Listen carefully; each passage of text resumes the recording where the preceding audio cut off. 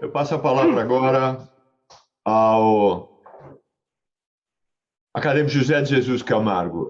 Infelizmente, o autor da menção honrosa, Dr. Décio Oliveira Elias, não pode estar presente por razões pessoais e técnicas, e o acadêmico José de Jesus Camargo aceitou, então, fazer a leitura da crônica, que tem o nome Consumido pelas Drogas, e comentá-la a seguir.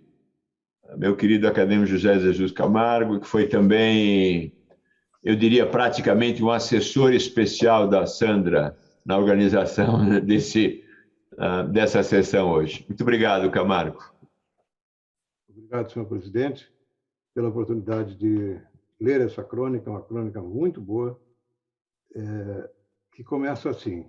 Aquele telefone... Camargo, um pouquinho mais alto, por favor. Consumido pelas drogas, aquele telefonema foi um marco em nossas vidas. É inacreditável como pode alguém culto, trabalhador, simpático, alegre, portador de diploma universitário, tendo recebido uma educação privilegiada, num piscar de olhos, mudar os rumos da própria existência e de toda uma família até então bem estruturada e feliz.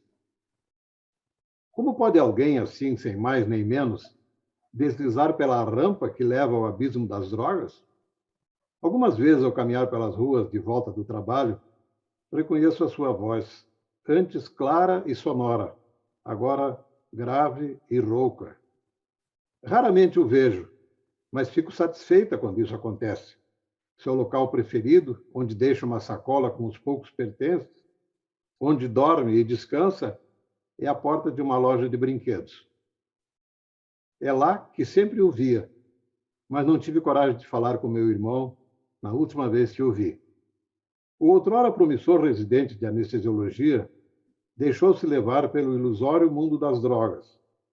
Inteligente e culto, chegou a liderar uma verdadeira facção da Cracolândia no centro da cidade.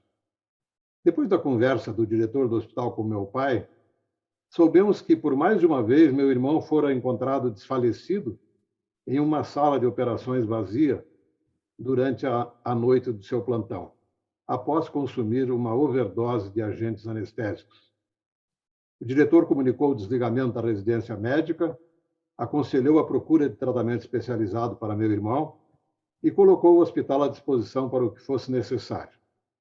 Por um tempo, não muito longo, meu irmão frequentou a clínica de tratamento e ouviu nossos apelos frequentes para abandonar o vício. Mas, infelizmente, foi tudo em vão.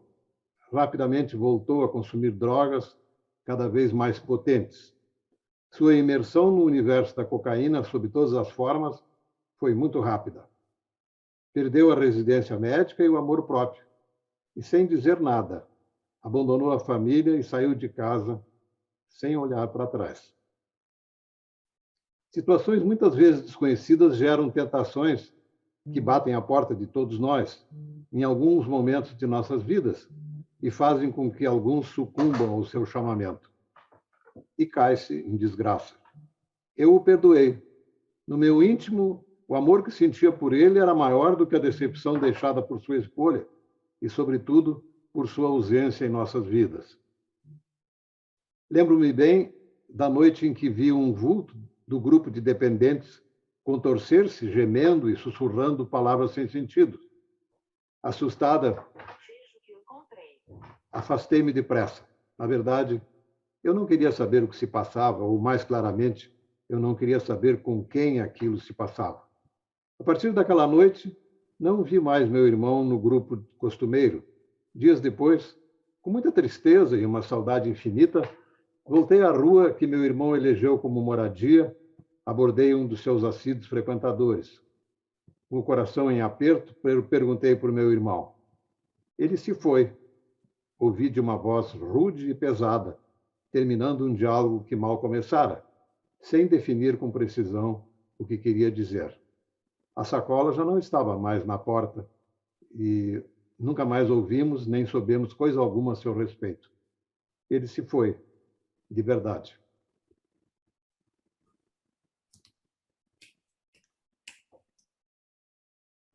Os meus comentários começam com a observação de que a maioria das vítimas de drogas se enquadram em um de 4 grupos.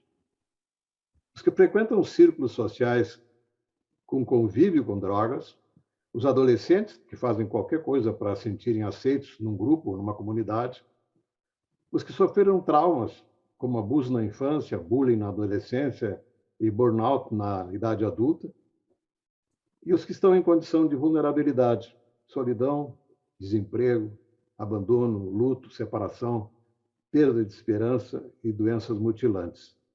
Mas, sem dúvida, o maior impacto nasce da improbabilidade. Aquele caso em que tudo parecia estar no lugar e, de repente, sem justificativa aparente, se descobre um filho ou um parente terrivelmente viciado. Todos nós sabemos que ninguém adoece sozinho, e isso se multiplica quando a doença é adição à droga, incluindo o álcool. As famílias são rapidamente dizimadas, inclusive economicamente, porque a dependência química elimina todas as formas de racionalidade para a obtenção da droga. A história relatada nessa crônica é muito contundente e atual porque são milhões de famílias destroçadas pelo vício. Os psiquiatras e os médicos de família estão sempre alertando para as mudanças de comportamento do jovem que precisa ser precocemente identificado como vítima de droga-adição. A surpresa da descoberta significa que, muitas vezes, o nível de afeto daquela família era superficial e os pais fracassaram em se mostrar como confidentes dos filhos. Eu tive na minha família uma experiência muito reveladora. Meu irmão mais moço foi quem mais conviveu com o nosso pai. E quando ele tinha 18 anos, numa madrugada de juventude irresponsável, ele voltou para casa às 6 da manhã e encontrou meu pai pronto para ir para a fazenda. Trocou de roupa rapidamente e embarcaram na caminhonete. Quando sentaram, meu pai percebeu que no console entre os bancos havia uma sacolinha de maconha. Meu pai teria ficado um longo tempo olhando o vazio e aí disse ao meu irmão: meu filho, venha cá que eu preciso te dar um abraço. E ficaram abraçados um longo tempo. Nenhuma palavra. Nunca mais falaram sobre isso.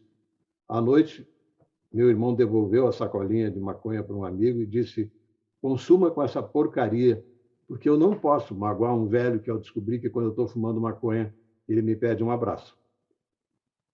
Meu pai foi um modelo de confidente verdadeiro para ouvir e especialmente para guardar o que ouviu. Eu me lembro que eu contei essa história numa crônica no jornal, e quando eu contei essa crônica, a pessoa mais surpresa foi a minha mãe, que não sabia dessa história. Meu pai era o confidente de cada um para ouvir e para guardar o que eu via. Mais de 2 milhões de brasileiros são usuários de crack, que é o subproduto mais barato da cocaína. Nós, que trabalhamos com pulmão, estamos familiarizados com uma radiografia absolutamente característica, com um enfisema que percorre toda a periferia do pulmão como consequência do crack. A dor da família relatada nessa crônica, do filho que sumiu e ninguém sabe nem se ele está vivo, se compara a todos os terríveis dramas do desaparecimento. É como a morte sem sepultura. Certamente, grande parte do sofrimento se explica pela falta de sepultamento nesta quebra de ritual.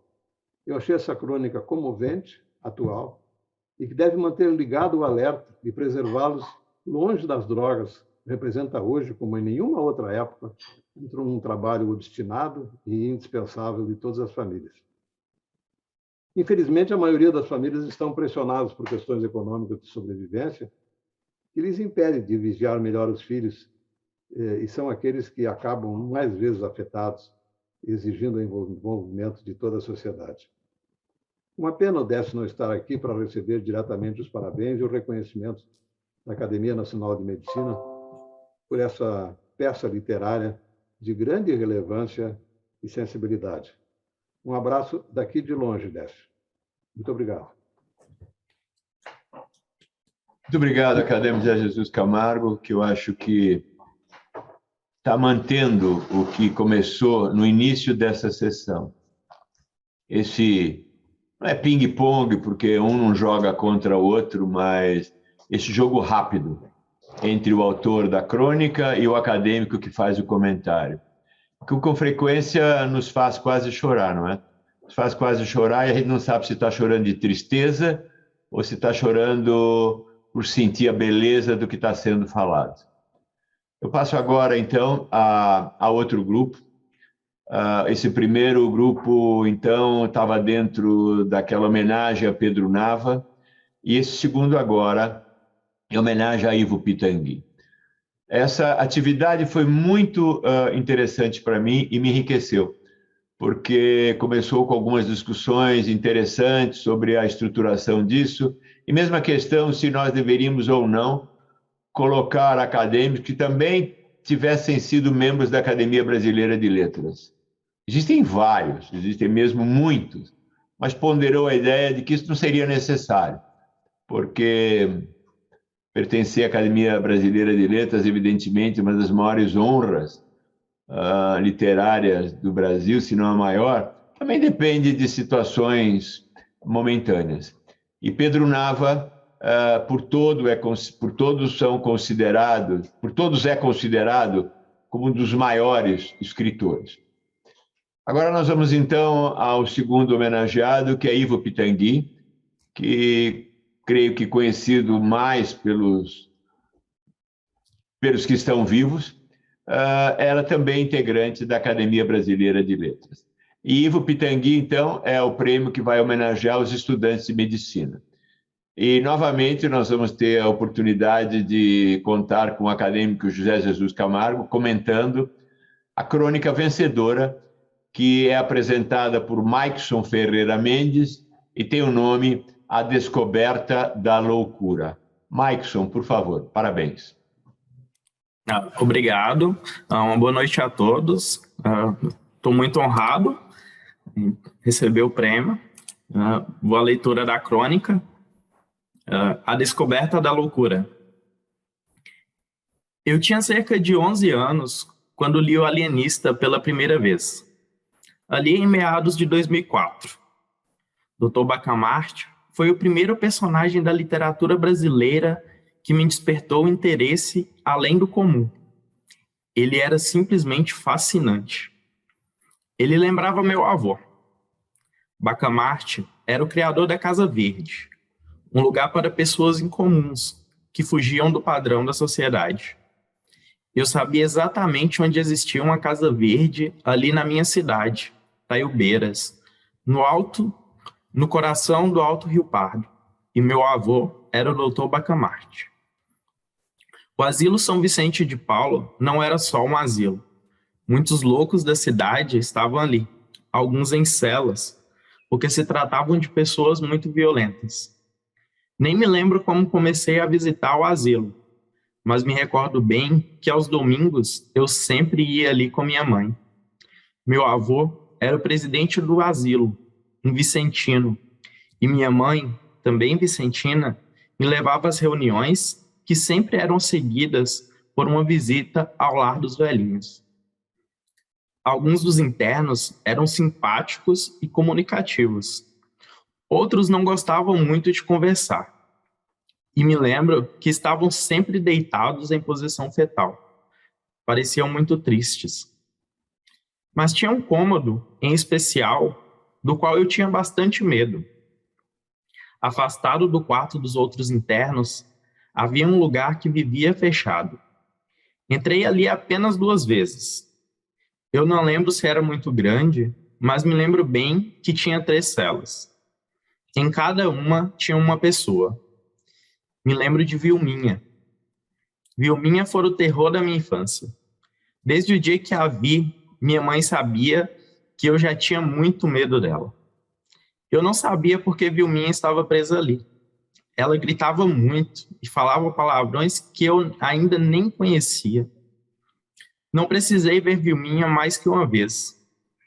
Não lembro como ela era ao certo, mas na minha mente ainda tenho a caricatura de uma mulher negra, de meia-idade, baixinha, com o corpo seminu, os cabelos embaraçados e gritando de forma desesperada. Vilminha era o terror e todo mundo sabia disso. Se não comer tudo, Vilminha vai te pegar. Vou deixar você morar com Vilminha. Vilminha mordeu a mão do seu avô. A última vez que ouvi falar de Vilminha foi quando meu avô precisou sair de um encontro em família. Vilminha havia falecido. Vilminha se tornou uma personagem da minha infância. Poucas vezes eu me lembrei dela depois da adolescência. E antes da vida adulta, eu não sabia sequer o que Vilminha representava socialmente e por que ela estava no asilo. Um dia, eu tive essa conversa com meu avô. Vilminha e outros internos do asilo não eram idosos, mas vagavam por Taiobeiras causando medo. Era comum que essas pessoas andassem nuas pelas cidades, viviam pedindo. A solução que a prefeitura encontrou foi mandar essas pessoas para o asilo São Vicente de Paulo, que o meu avô presidiu pouco antes da lei número 10.216. Meu avô relatou que essas pessoas não podiam ficar com os outros idosos, porque comumente agrediam-nos. Também costumavam fugir do asilo. A solução encontrada foi construir lugares que os deixassem presos e distantes dos outros internos. Meu avô disse que nos anos que ele foi presidente, a pressão da assistência social para dar melhores condições de vida a essas pessoas foi grande, mas ele estava de mãos atadas, já que o asilo é uma obra sem fins lucrativos e passava por questões financeiras na época. A prefeitura se negava a ajudar. Essas pessoas, doentes mentais, sofriam na minha cidade após serem abandonadas e destinadas a vagar pelas ruas até que o asilo as abrigasse. Muitos morreram ali, como Vilminha. Com a mudança da administração municipal, os internos que não eram idosos foram destinados para outros lugares, alguns longe do município, como a Barbacena, em Minas mesmo, que era a cidade dos loucos.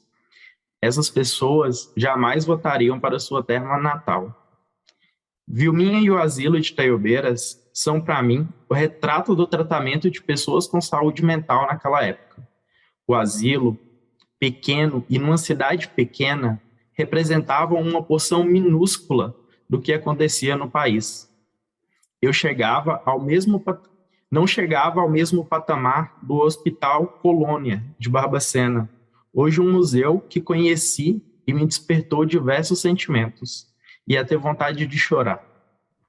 Mas também era composto por uma sociedade que não sabia lidar bem com a saúde mental e, por isso, considerava indignos de viver em sociedade. Dr. Bacamarte é um personagem fictício, mas representa o início da história das 18,6 milhões de pessoas que hoje vivem com doenças mentais no Brasil. Durante a graduação em medicina, cada paciente que passa por mim é como se fosse uma Vilminha. Mas hoje, os sentimentos que eles me despertam não é medo, é esperança. Tenho esperança de que cada paciente psiquiátrico seja tratado e que seja bem tratado, e que a maneira que eles sejam tratados não represente uma prisão. Mesmo que as amarras físicas sejam evitadas, muitos pacientes ainda têm as amarras sociais e econômicas. Saúde mental custa caro e não chega à periferia ou mesmo em muitas pequenas cidades. Vilminha foi a primeira paciente mental que eu conheci. E honrar sua memória é lutar para que cada um dos meus pacientes com questões psiquiátricas recebam os melhores cuidados. Por mais que algumas vezes ela se perca entre meus pensamentos, eu sei que de alguma forma ela me ajuda a ser um médico melhor. Obrigado. Muito obrigado, Maxson Mendes. Passo a palavra ao acadêmico José Jesus Camargo.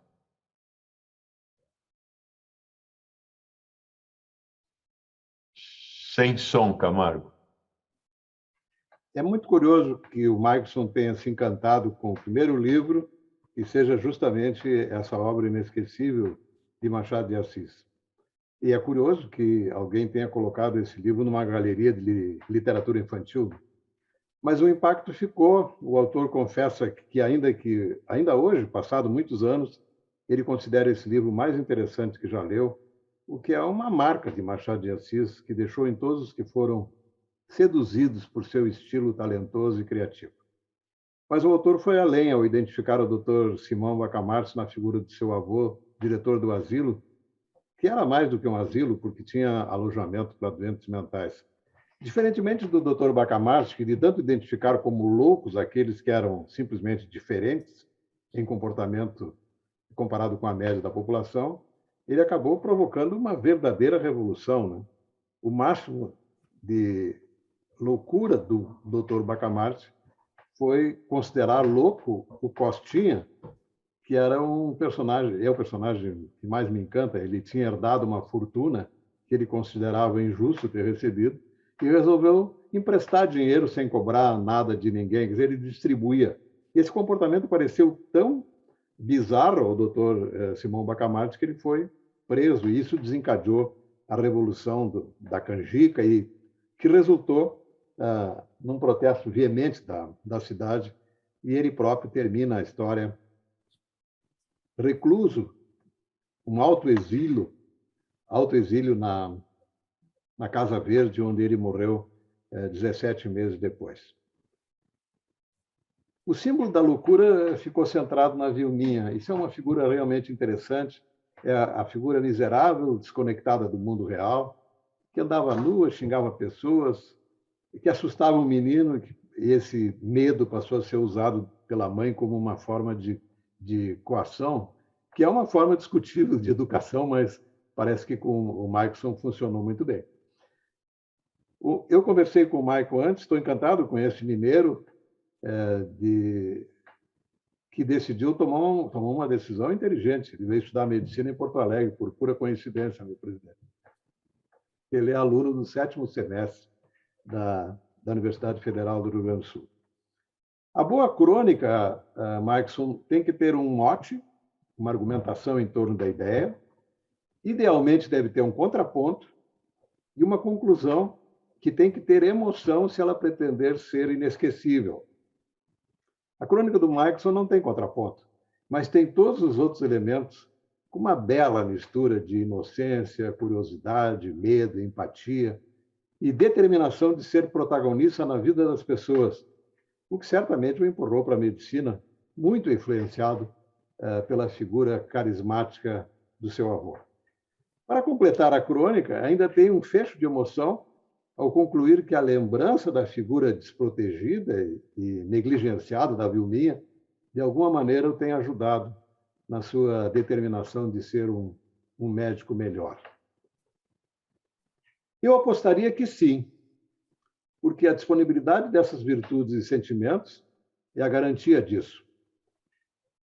Um abraço grande e parabéns, Michaelson, que você seja um médico com o sentimento que você nutre como estudante. Muito obrigado, senhor presidente. Muito obrigado, acadêmico Camargo. Eu passo a palavra agora à doutora Aline Buarque de Guzmão Barbosa. Fico muito feliz de ter uma mulher também homenageada aqui na noite de hoje. Vocês sabem que eu repito muito isso, a falta de equidade na medicina, em alguns níveis, é muito preocupante. Então, eu passo a palavra agora à autora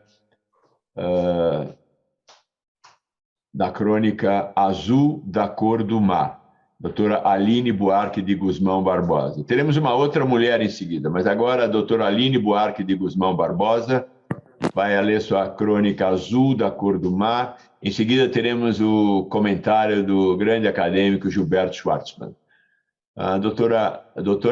Aluna Alina. Isso, boa noite. Aline. Boa noite. Boa noite, Aline. Ouvimos você muito bem. Ótimo. Conseguem ver a minha imagem? Não. Agora? Agora sim. Bem-vinda.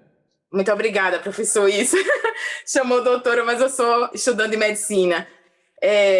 Doutor Rubens Belfort, eu não poderia começar a minha crônica sem agradecer essa oportunidade que vocês deram aos estudantes de medicina do país inteiro. A Academia Nacional de Medicina, quando ela abre essa oportunidade para os estudantes de medicina, desperta em nós a criatividade e vocês preparam realmente as novas gerações. Pasmem que existem médicos, professor, que não dão bom dia aos estudantes de medicina.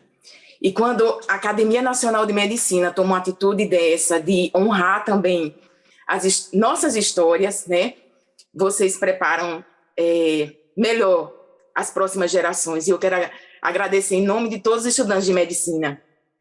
Eu me lembrei até de um texto do professor J.J. Camargo, em que ele diz bem assim: não pode ser coincidência que os melhores médicos sejam pessoas humildes, serenas e bem resolvidas.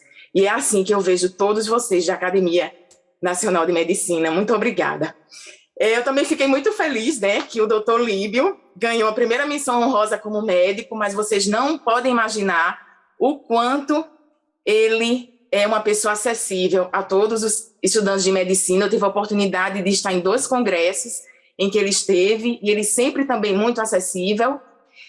E eu também fiquei muito emocionada de ver na lista Dr. Almir Guiaroni. E Dr. Almir Guiaroni, eu tenho o primeiro aqui na minha biblioteca, eu tenho o primeiro romance que ele escreveu, As Cores da Vida. Dr. Almir Guiaroni é oftalmologista. Bom, gente, eu decidi escrever, na verdade, a minha crônica, ele se resume em dizer que todo paciente tem uma história para contar. E eu escrevi Azul da Cor do Mar e coloquei como pseudônimo Lynkia Levigata, que é uma estrela do mar azul. Azul da Cor do Mar. Conheço médicos que, assim que entraram na faculdade, perceberam que nasceram para essa ou aquela especialidade. Flertaram felizes por mais 2 ou 4 anos, aquela rotina, e seguiram a estrada da residência médica. A minha história com oftalmologia foi cheia de desvios. Atravessei pontes numa jornada de descobertas. Meu primeiro paciente da enfermaria tornou meus passos longos, mas dispersos. E eu era só um estudante, e ele era um paciente que havia sido submetido a uma cirurgia cardiovascular. E eu estava lá só para verificar a decência. E com todo o romantismo que me permeava sobre a história do primeiro transplante de coração do mundo, eu havia decidido que um dia seria cardiologista. Relutante, meses depois, aceitei um estágio no hospital oftalmológico. Mas nada ali me era brilhante. Achava entediante a rotina naqueles atendimentos aos pacientes no pós-operatório. Até que um dia, o inesperado aconteceu. Os pacientes entravam um a um naquela sala para a realização da biometria e depois retornavam para a avaliação pós-operatória com o cirurgião. Então ele surgiu, cabelos grisalhos e um olhar ansioso. Eu estava ali só para anotar suas queixas e encaminhá-lo. Foi quando ele pediu permissão para que eu pudesse conhecer a delícia de escutar histórias. Eu não paro com esse microfone estranho. Entender que cada paciente tem muitas para contar. Ele disse que há muito tempo já não sentia vontade de sair de casa, pois não conseguia ver a rua e enxergar seus vizinhos. As imagens eram contorcidas e bizarras, e o poste que iluminava sua travessia era apenas um objeto fugidio. Ele confessou que sentia um desejo ardente de ver o rosto das pessoas que conversavam em sua calçada. Com um olhar zeloso, o fitei e pude contemplar o brilho dos seus olhos, as pupilas dilatadas, como se as janelas da sua alma se abrissem para mim. Um olhar tão penetrante. Assim revelou-me que depois da cirurgia conseguiu enxergar uma formiga na parede. E ali, inebriado, por tal efeito avassalador para sua alma, ficou a fitar com tamanho esmero aquela imagem que reluzia em seu ser. Enxergar aquele pequeno ser, alastrava a liberdade quem sentia ao apreciar com júbilo a miragem limbada. E no seu êxtase perseguia com o olhar o trajeto daquela pequena formiga. A vasectomia pôde trazer a imagem dessa criatura. Ele podia ver uma formiga. Sua ânsia foi logo a de percorrer muitas ruas. Saiu de casa para ver a calçada, a luz do poste, que se tornaram um farol reluzente, e amigos para a festa das imagens.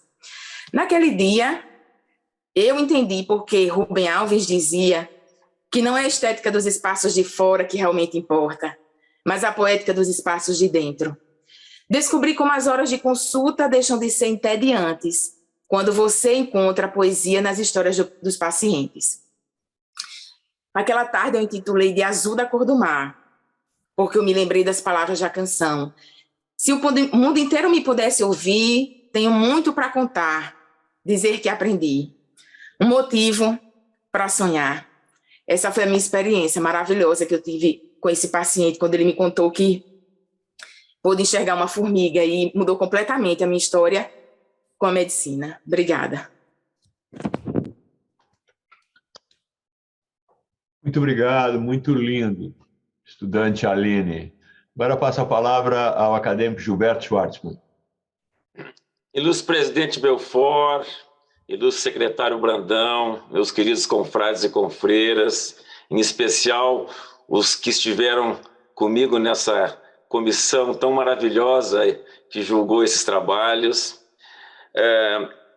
Eu queria dizer primeiramente, Aline, que o Jorge Luis Borges, dizia que as metáforas eram a essência da boa literatura. E quando tu dizes há pouco, não é? Abriu as janelas de sua alma. Que bonito, não é? Esse texto premiado, Azul da Cor do Mar, Aline, ele descreve, por que não dizer, a epifania da autora, sim, a sensação de profunda realização de viver algo superior. Isso acontece quando ela própria, a Aline, estudante de medicina, e sem ter ainda definido seu destino profissional, conversa com o paciente, o qual antes sofria grandes limitações visuais.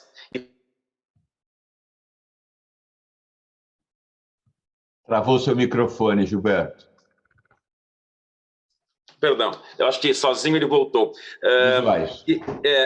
E com o tratamento, o paciente passa a enxergar literalmente tudo. Nas palavras do paciente, até mesmo uma formiga na parede. Que bonita figura, não é? Talvez a autora tenha desejado dar à imagem da formiga, que se tornara nítida e imponente após a milagrosa cirurgia do paciente, o sentido de esplendor vivida por ela e por ele. O texto é lindo, presidente. A jovem estudante de medicina ouve do paciente, com suas próprias palavras, que sua visão melhorara tanto que ele seria capaz de acompanhar com nitidez até os passos de uma formiga na parede. E termina dizendo que, naquela tarde, ela decidira chamar seu texto de Azul da Cor do Mar, para descrever a sua enorme felicidade ao perceber como o exercício de nossa profissão pode ser sublime. E quanto de bem e de amor nós médicos podemos dar aos nossos semelhantes. A Aline usa a estrofe da conhecida canção de Tim Maia, Ah, se o mundo inteiro me pudesse ouvir, tenho muita coisa para contar, dizer que aprendi, para nos falar do encantamento que essa experiência nela despertou. Essa é a beleza da literatura. Que prazer foi para mim ler o texto da Aline. O Marcel Proust, ao se referir ao prazer da leitura, na obra Em Busca do Tempo Perdido, ele descreve a sensação que lhe dava, depois de adulto, provar um biscoitinho chamado Madeleine, como disse o Paulo, mergulhado no chá. Ele se via transportado de volta às memórias de sua infância, os domingos de manhã em Combray, quando sua tia lhe oferecia as tais madeleines, os biscoitinhos, que ela dissolvia no chá e dava em sua boca. Proust também vivia assim uma epifania, como a Aline. Ao narrar o carinho de sua mãe, quando lia para ele histórias antes de dormir, o Proust dizia que minha mãe sentava-se junto de minha cama e tornava compreensível o livro antes incompreensível. Sua leitura dava doçura às frases. Para pronunciá-las no devido tom, ela sabia encontrar o acento cordial, tratando de amortecer, veja que lindo, toda a rudeza dos tempos dos verbos, dando ao imperfeito e ao pretérito perfeito a doçura que há na bondade e a melancolia que há na ternura. Dizia Proust que a leitura o deixava tão embevecido, Aline, que nada, nem mesmo o aviso de que o almoço estava na mesa, o que seria servido o seu prato preferido, nada era mais forte do que o mundo fantástico que transbordava das páginas de um bom livro. Aline, minha querida, não deixe de escrever.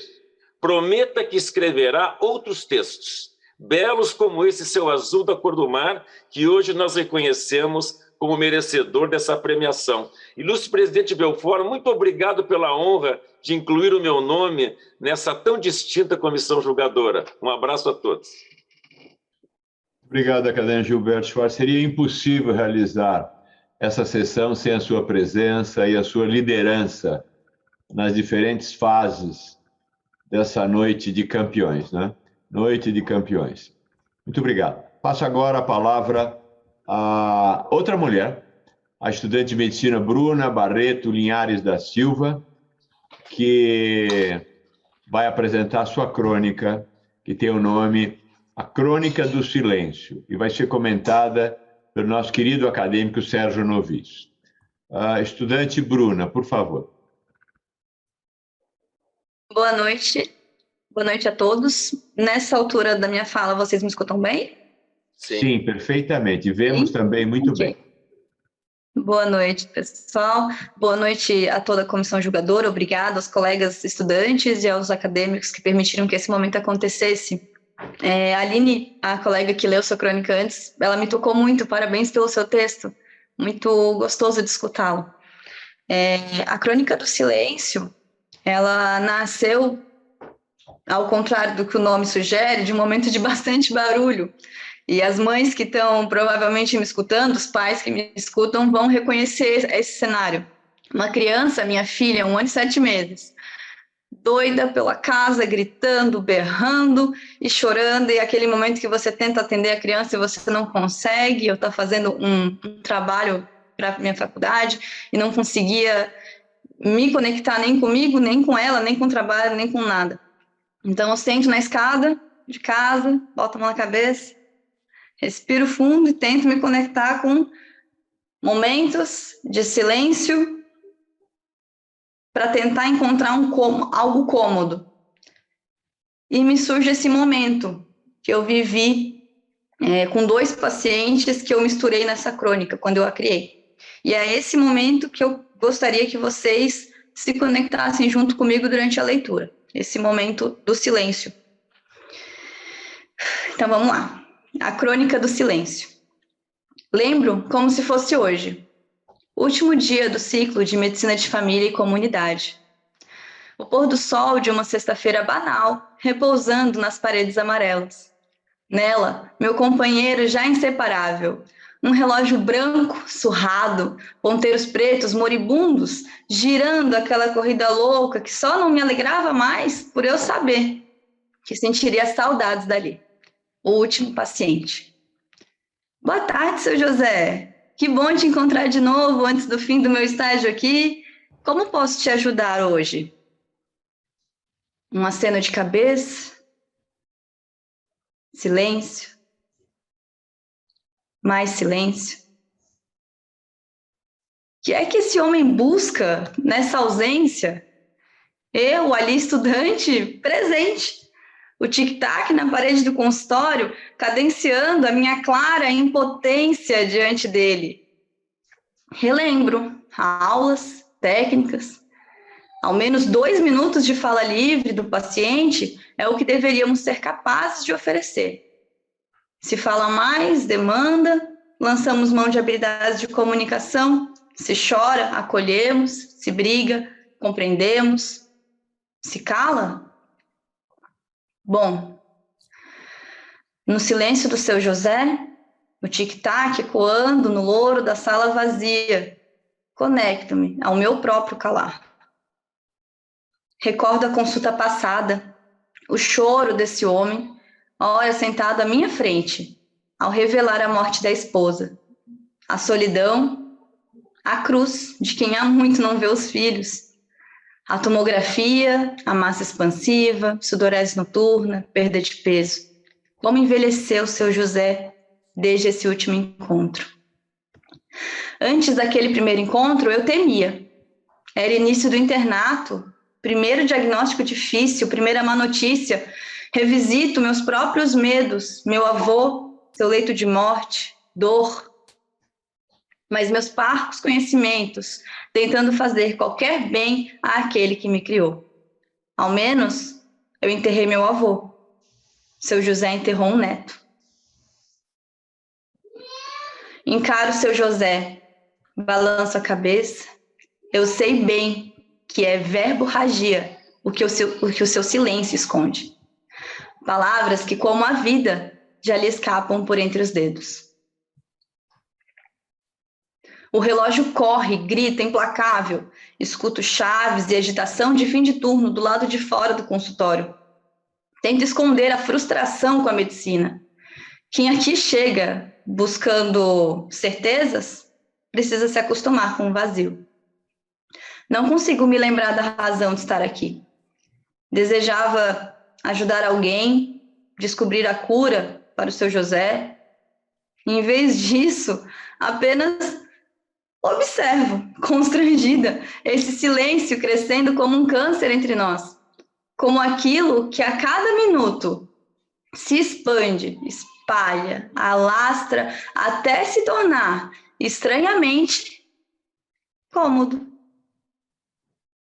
Enxergo seu José, olhos que me dizem mais do que o prontuário seria capaz de gravar.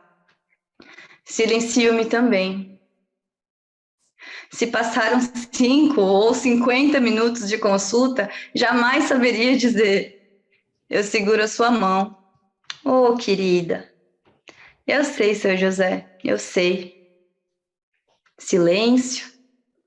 Mais outros 5 ou 50 minutos. Seu José se levanta, pega o chapéu, agradece. Eu precisava muito disso. Você vai ser uma boa doutora, a melhor que eu já tive. Então vou embora. Seu José, o câncer, o silêncio, as memórias, a frustração. Ficam apenas o após, o prontuário vazio e o relógio pendurado, mudo. Na ânsia do falar, até o relógio aprendeu com seu José e se calou. Se algum dia voltou a tic-taquear, não sei. Nunca retornei para checar. Obrigada, pessoal. Teria sido impossível escolher a melhor crônica desse concurso. Se nós propuséssemos uma votação entre acadêmicos, então seria uma catástrofe. Parabéns, querida estudante Bruna Barreto. Eu passo a palavra agora ao nosso querido Sérgio Noviço.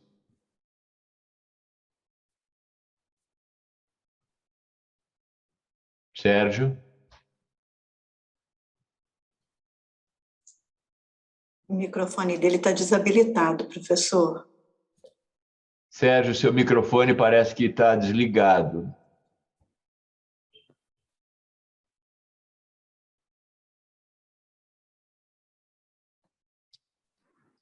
Estão me ouvindo agora?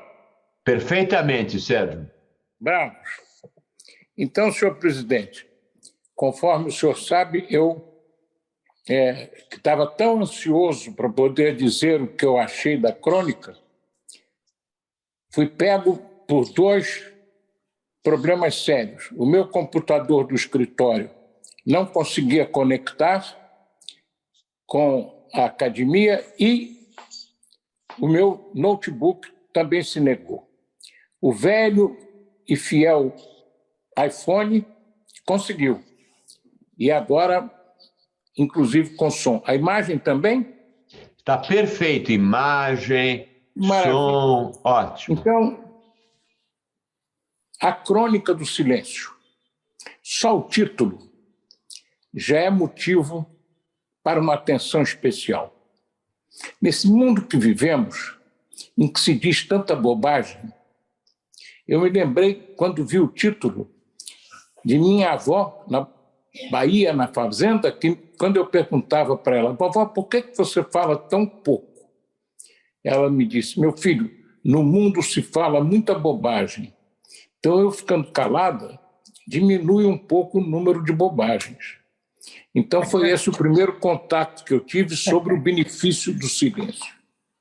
Mas se nós percebemos essa figura extraordinária do seu José, que seguramente fez desta aluna uma melhor médica, porque ela cedo se contactou com duas coisas importantíssimas: a doença grave, potencialmente mortal, e comunicou a ele, no início da consulta, que iria perdê-la, porque ela terminava o estágio e iria seguir sua vida de médico. Essas duas razões, a notícia da doença grave que poderá roubar-lhe a vida e que ele perderia aquela pessoa, emudeceu. Ele não teve coragem de falar. Ela compreendeu e ficou em silêncio também com ele. Escutou o silêncio dele.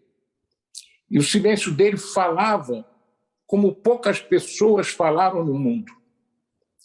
E então chega um momento que é um momento deslumbrante, quando ela dá as mãos a ele. Quebra o silêncio e faz com que ele sinta que há alguém no mundo que se interessa pela pessoa dele, que se associa ao sofrimento dele e que é capaz, por essa sua sensibilidade e essa qualidade de médica, de se solidarizar com o silêncio dele e respeitá-lo. Nesse momento, o senhor José nos informa, e a ela, olha, doutora, era isso que eu queria. Isto é, ele queria ver quem o dava assistência, que mesmo não podendo curá-lo, acolheu, como é a boa norma da medicina, como também informa ele que ela vai agora seguir a carreira de médica. E ele, de uma forma profética, a qual eu me associo. Nesse momento, quando li, me senti o senhor José. Ela vai ser uma grande médica. Foi o que o senhor José disse, do fundo do coração, depois de um grande silêncio. Portanto, isso não foi uma conclusão banal de um aceno momentâneo. Aquilo saiu do fundo do seu José. Depois de ali em silêncio, observando aquela pessoa, identificar nela todas as qualidades que deve ter um bom médico. E eu a felicito por isso. E, sobretudo, por ter conseguido colocar num conto o acolhimento, o toque, a profecia do seu José, o que significa o aplauso dos seus pacientes. É preciso se acostumar com a perda em medicina. Nós nos afeiçoamos a muitos pacientes, estabelecemos uma relação médico-paciente agradável, e você, logo no primeiro doente, aprendeu que doente é uma coisa que a gente pode perder para a doença. Por isso nós somos tão contra a doença. Elas nos roubam os nossos amigos. E sempre que nós podemos evitar isso, fazemos de forma denodada. Mas, minha querida amiga, minha colega, você teve o sofrimento de perder o seu primeiro doente. Eu, que estou passando por uma fase difícil de doença, pela pandemia, fui obrigado a perder o meu último doente. Não perdi totalmente, porque transferi minha clínica para meu filho. Mas foi um dia dificílimo, quando eu tomei a decisão de fechar o consultório. Eu fui você, alguns anos depois. Eu também fiquei triste. Mas não me decepcionei com a medicina. Ser médico é um privilégio. Ser médico é a garantia permanente de que você vence desafios, que você conhece pessoas extraordinárias, como também conhece pessoas que não são tão extraordinárias, mas que você dá um tratamento diferente a um e a outro conforme as suas personalidades, mas sempre pronto a atendê-los. Me emocionou muito o seu ponto. Uma pessoa pensar em se dedicar ao silêncio ao invés de se dedicar às palavras.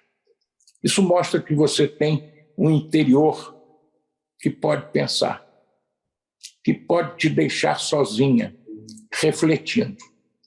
Não imagina como eu tenho usado isso hoje para caminhar com essa minha nova companheira, que, pelo visto, achou que eu devia parar. Mas eu não consegui parar. O tal do WhatsApp, a todo instante eu recebo. Se o presidente me dá um minutinho de tempo, eu conto só um fato do WhatsApp. Posso? Claro, o presidente está adorando. Eu estava na minha poltrona de aposentado. Toco o WhatsApp. Uma cliente de 30 anos comigo e me diz: professor, eu liguei para o consultório, soube que o senhor tinha parado, que o senhor estava adoentado, e me disseram que seu filho estava atendendo a clientela. Eu marquei com ele. Então, estou lhe telefonando para lhe contar 3 coisas. E eu disse: diga lá. Um pouco preocupado, porque de repente aconteceu algum desacerto. Em primeiro lugar, eu vou ser muito franca com o senhor, hein? Pois não. Ele examina igual o senhor, professor. Mas fui eu que ensinei para ele. Ele foi meu interno, meu residente. Ele absorveu o exame. E, por outro lado, o exame neurológico, se a senhora fosse a Groenlândia, eu ia te examinar igualzinho. O importante foi a conversa antes. Igual a sua.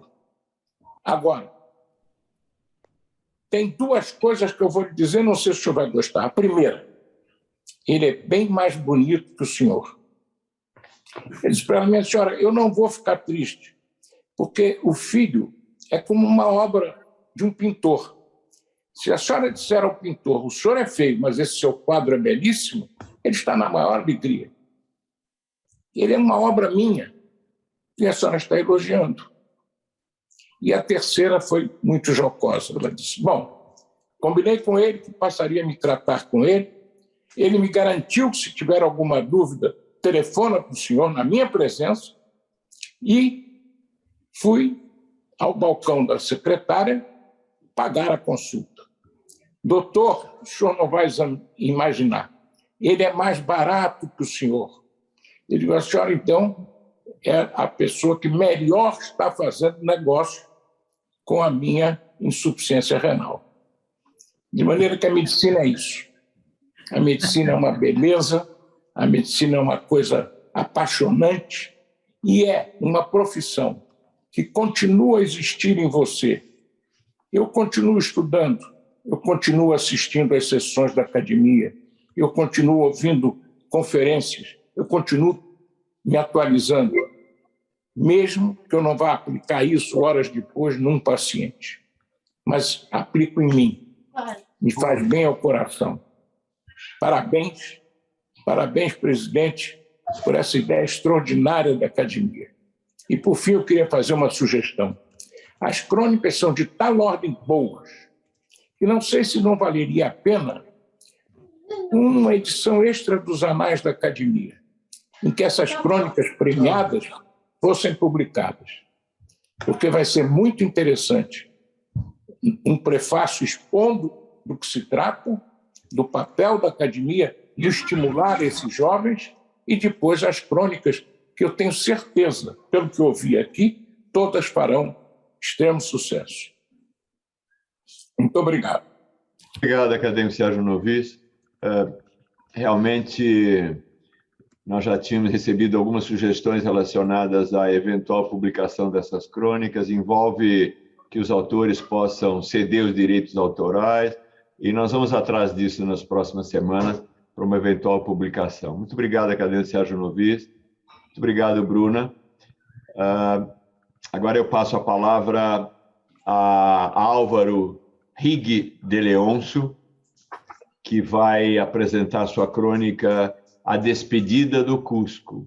E isso será comentado pela doutora Alexia Afonso, que é membro do Programa de Jovens Líderes da Academia Nacional de Medicina, e que foi a secretária executiva dessa comissão, que também trabalhou bastante, além de ter tido a ideia de promover isso e de me convencer que valia a pena. Não foi fácil no começo, né, Alexia? Muito obrigado. Passo a palavra agora ao Álvaro Rig de Leonço. Por favor, Álvaro. Muito obrigado. Boa noite a todos. Eu gostaria de primeiramente agradecer ao presidente Rubens Minfort e a todos os acadêmicos por esse espaço, pois ele instiga os estudantes de medicina a exercerem essa parte artística da ciência, que pode ser chamada de medicina. Eu também gostaria de agradecer a presença do meu querido tutor, o Ivan, pois nos nossos encontros ele tem nos ensinado muito sobre empatia e é bom poder concluir a rodada de crônicas com a minha, pois ela não trata da medicina em específico, mas sim do olhar empático. E eu vou ler agora e espero que vocês possam se contagiar dos sentimentos que eu escrevi nele. Preso em um engarrafamento na capital turbulenta, deixou de olhar para o seu próprio umbigo e olhou para as gotas de chuva que escorriam na janela de sua caminhonete. Do outro lado do vidro, percebeu um cachorro magro, de pelo caramelo, com uma cicatriz no focinho, idêntico em todos os detalhes com seu cão de infância. Em um instante de paralisia letárgica, transportou-se para o dia chuvoso de seu passado em que seu companheiro canino havia fugido, com tantas histórias a serem vividas. Desceu do carro, atônito e esperançoso, com a ideia de ter reencontrado seu cachorro depois de tanto tempo. Deixou a chave na ignição e, enquanto atravessava a avenida, ignorou os motoristas balbuciando para retornar ao carro, ao se afastar dele. Ao se aproximar do cão, 1001 lembranças amoleceram seu coração, com tantas cicatrizes dolorosas. Com o mesmo jeito doce e grato, o cachorro aceitou o carinho feito atrás da orelha esquerda e começou a rolar sobre o chão embarrado. Quando estava prestes a proferir o nome de seu antigo bicho, um assovio despontou dos lábios de um sujeito maltrapilho que carregava um saco com sobras de churrasco. O cachorro subitamente levantou-se e correu até a esquina de onde seu dono surgiu. Antes que dobrasse a esquina, o cão parou e olhou para trás, para fitar os olhos daquele homem com um olhar tão esperançoso. Por um breve instante, sentiu-se como aquela criança que nunca pôde dizer adeus ao seu querido amigo. Despediu-se de um trauma que saiu de seu campo de visão e deixou a chuva confundir-se com suas lágrimas de alívio. Muito obrigado pela oportunidade e uma boa noite a todos. Álvaro, muito obrigado. Álvaro. Eu não sei vocês, outros acadêmicos, mas eu quase chorei algumas vezes essa tarde. E passar uma tarde que a gente chora várias vezes assim, tem um significado muito especial, acho que em qualquer idade, principalmente na minha. Alexia, por favor. Álvaro, parabéns. Eu achei que a sua crônica é muito pertinente. É até difícil falar depois de todas essas crônicas maravilhosas. 16 do Ceará, 9 do Inter. Pra cá, finalizações do... Todos os comentários também dos acadêmicos. Alexia, um minutinho. Precisa cancelar o microfone de Rodrigo Carvalho Nogueira. Já cancelaram, obrigado. Consegue, Alex. Bom, é difícil falar depois das palavras tão bonitas e tão carregadas de emoção de todos os acadêmicos, mas eu acho que o seu texto foi muito bom. Eu acho que a gente, como médico, a gente muitas vezes se priva e se nega a certas situações em prol da saúde, em prol dos pacientes.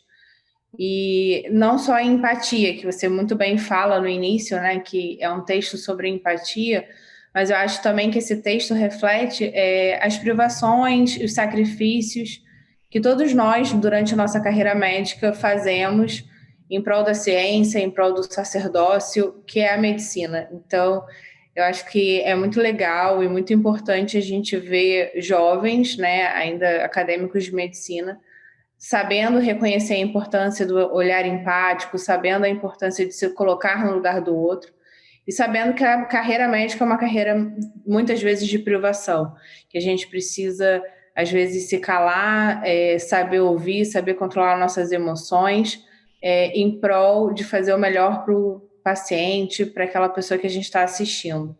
Então, parabéns pela crônica, parabéns pelo olhar que você teve, achei que foi excelente. Boa noite a todos. Muito obrigado, querida doutora Alexia Afonso, e sem comprometer a sua intimidade, eu sei como foi sofrida para você essa crônica, porque você perdeu um cachorrinho lindo recentemente, e com certeza trouxe emoções muito fortes para você. Sim, muito obrigado. Sim.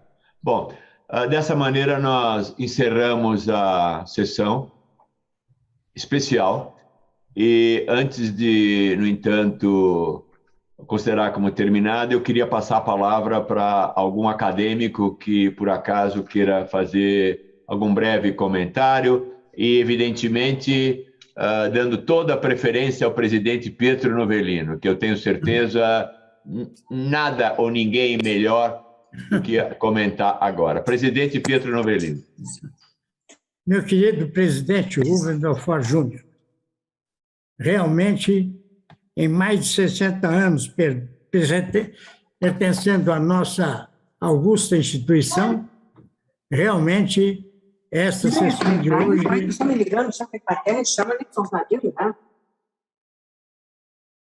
Por favor, pode seguir. Esta sessão de hoje me emocionou, como a todos, tenho que ter certeza, que tiveram o privilégio de ouvir, não só os autores das crônicas, mas aqueles que comentaram com grande eficiência e grande inteligência. Senhor presidente, eu apenas queria fazer duas considerações. O Prêmio Pedro Nava é dedicado a um dos maiores escritores da medicina do nosso país. Eu convivi com o professor Pedro Nava, na cidade de Juiz de Fora, onde ele exerceu grande parte da sua clínica. Posteriormente, ele escreveu o livro Baú dos Ossos, e que foi, na época, um livro mal recebido pela sociedade de Juiz de Fora. E, dessa forma, ele que clinicava na nossa cidade, na época, transferiu-se para o Rio de Janeiro e fez uma carreira luminosa, não só do ponto de vista médico, mas também do ponto de vista como escritor. Carlos Drummond de Andrade, não? Ao saber que Pedro Nava tinha deixado Juiz de Fora, fez a seguinte quadrinha. O professor Pedro Nava vai sair de Juiz de Fora. Parabéns a Pedro Nava. Parabéns a Juiz de Fora. E isso ficou, naturalmente, de todos os moradores daquela cidade recordando. E, por último, quero dizer que convivi com grande amizade com o nosso incomparável Ivo Pitangui. E tive a honra de operar na sua clínica a sua sogra, viúva do ministro Faustino Nascimento, e que, evidentemente, Dona Marilu, a sua estrela fulgurante, esteve presente. Ele, senhor presidente, assistiu toda a cirurgia, o que muito me honrou. E, ao fechar a pele, foi uma tiroidectomia, eu perguntei se ele não queria suturar naturalmente dentro dos princípios de cirurgia plástica. E ele me respondeu: Novelino, não, faz do jeito que você está acostumado. E depois ele me convidou e eu assisti a tarde toda de cirurgias que estavam marcadas para ele naquela tarde. Então, senhor presidente, recordar é viver. E se há um esquecimento maior, viu? Evidentemente, é de não se lembrar de quem prestou tanta contribuição. Infelizmente, senhor presidente, o nosso querido Pedro Nava teve um fim trágico. Eu fui visitá-lo várias vezes em sua casa e a dona Nieta, que era italiana, me recebia sempre com um lanche reforçado que eu, evidentemente, comia com muita satisfação. Então, senhor presidente, muito obrigado, me perdoa por ter ocupado esse tempo numa tarde maravilhosa, né? Maravilhosa, senhor presidente. E Vossa Excelência brilha mais uma vez na curul presidencial. Que essa curul, naturalmente, passa a ser aí o banco ou a cadeira da sua casa. Mas, certamente, Vossa Excelência ainda ocupará a nossa curul presidencial, que é a cadeira do presidente. Muito obrigado, senhor presidente. Muito obrigado, presidente Pietro Novelino. Eu acho que não há mais nenhum acadêmico inscrito. Sim, o acadêmico Zé Carlos do Vale. Por favor, acadêmico Zé Carlos do Vale. Bons tempos aquele, não é, acadêmico Zé Carlos do Vale, que agora o seu comentário seria quem vai com quem para o jantar. Espera aí que eu vou te arrumar uma carona. Eu não vou alugar muito tempo dos meus queridos confrades e convidados, excelentíssimo presidente, mas eu não poderia deixar de manifestar o meu apreço, admiração ao Líbio Martiri Júnior, que foi um dos nossos inscritos nas crônicas magníficas.